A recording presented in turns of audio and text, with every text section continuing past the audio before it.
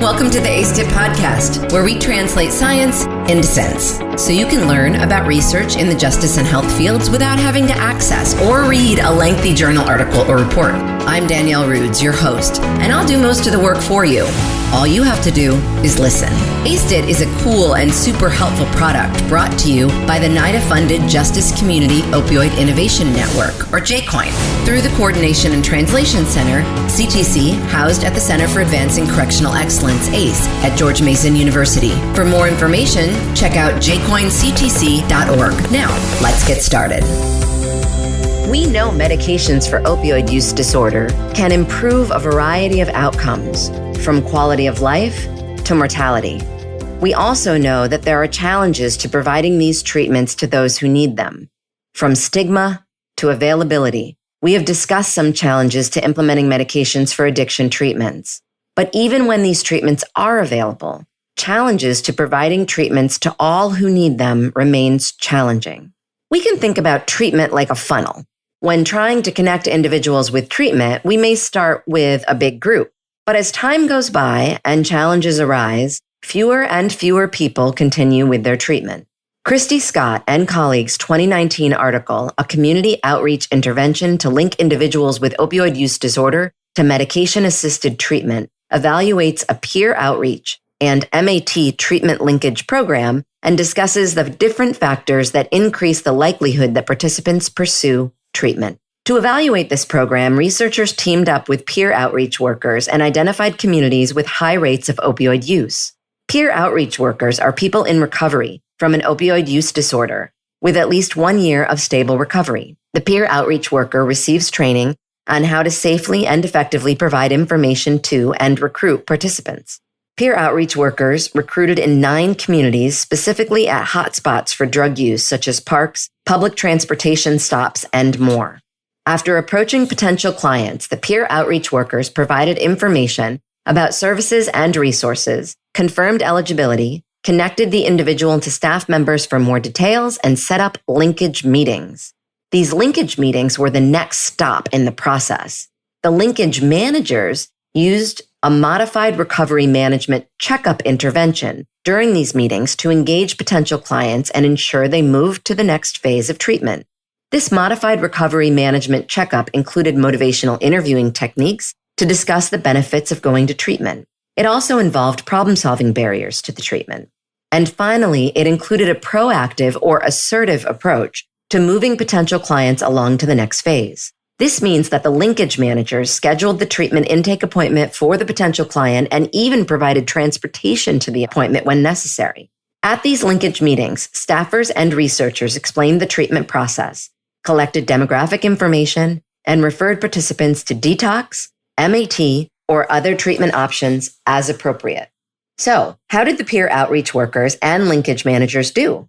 Over a 1-year period, peer outreach workers connected with 3,308 eligible clients, 1,638 of whom agreed to attend a linkage meeting.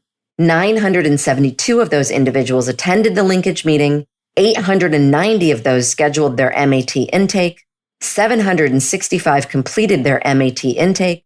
Of those, 696 received 1 dose of MAT, with 670 receiving their second dose. Out of all participants, 498 were still in the MAT program 30 days after their first dose.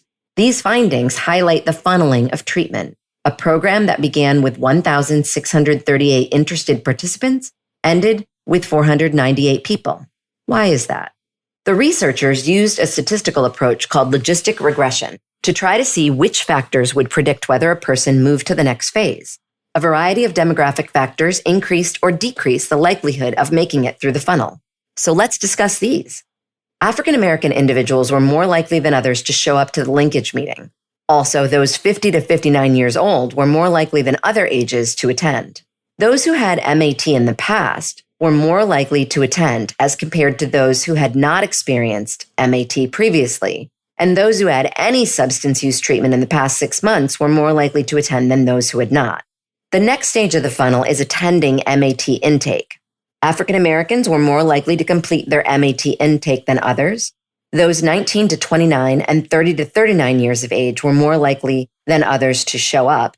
and those with stable housing were more likely to attend MAT intake than those without. Some factors that decreased the likelihood of showing up to MAT intake compared to others included homelessness, living in a shelter, having visited an emergency department in the last year, and other drug use in the past year. The final stage of the funnel is continuing participation in MAT for 30 days after first dose.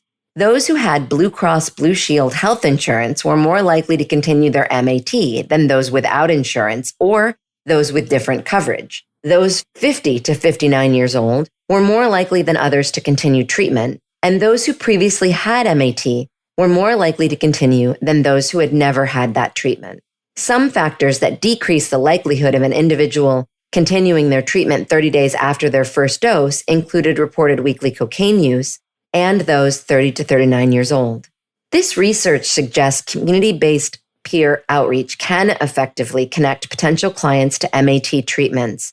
This study highlights how this form of recruitment may be particularly useful for connecting those who have never had treatment to resources. In addition to showing the benefits of peer outreach, this research also shows how treatment can act like a funnel, with people leaving programs at different stages, and some characteristics that increase or decrease the likelihood of leaving or remaining. It's important to study the different characteristics that make individuals vulnerable or successful in treatment, because we can then craft interventions to better target those who we lose through the funnel. By better understanding the factors that go into continuing treatment, we can work to widen the bottom of the funnel, allowing more people to access treatments that save lives. That wraps another episode of the ACE-IT podcast. We thank you for listening to ACE-IT, where we translate science into sense. Also, remember, you can find one-page summary overviews written in plain language and short knowledge bursts, which are 30-second overviews, for all the research we cover on this podcast on our website, www.JCOIN-CTC.org. Our conveniently packaged research summaries may help you remember what you heard here, and they will help you translate this research to your staff, friends, students, or colleagues. Additionally, we'd like to thank NIDA, Dr. Faye Taxman, and all the students and staff at ACE, including our podcast mastermind, doctoral candidate Shannon Magnuson, who is the brainchild behind this podcast. Oh wait, 2 more quick things. If you're a researcher and you'd like us to consider using one of your research articles or reports for an upcoming podcast, please send it to me, Danielle, at drudes@gmu.edu.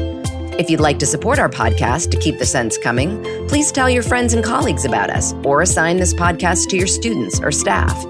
Thanks again, and please tune in again soon for another informative episode of the ACE-IT podcast, translating science into sense.